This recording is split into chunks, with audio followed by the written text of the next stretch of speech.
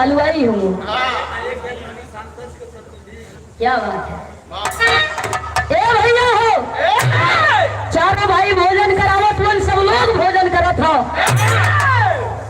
वही बीच में आई के शिवदानी भोलेदानी भी बैठल हुआ। 85 वर्ष का बुढ़वा का रूप बना के वही पाती में बैठ गईला भोजन करे बदे।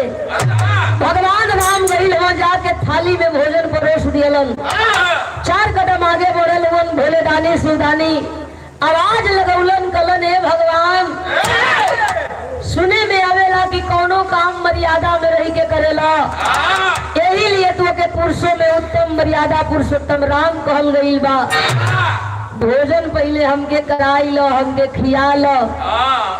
बूढ़ पुरनिया हई, हम अपना घरे दुआरे सकराहे जाइल चाहत हई। हम भोजन कर ले, खा ले, हमार पेट भर जाई तो बाकी लोगन के खिया के विदा कर ली। भगवान राम लौट के अइलन, बैठ गईलन और थाली में भोजन परोसे लगलो। शिवदानी भोलेदानी खाए लगलन। गीतिया के भाव बदल गई भैया।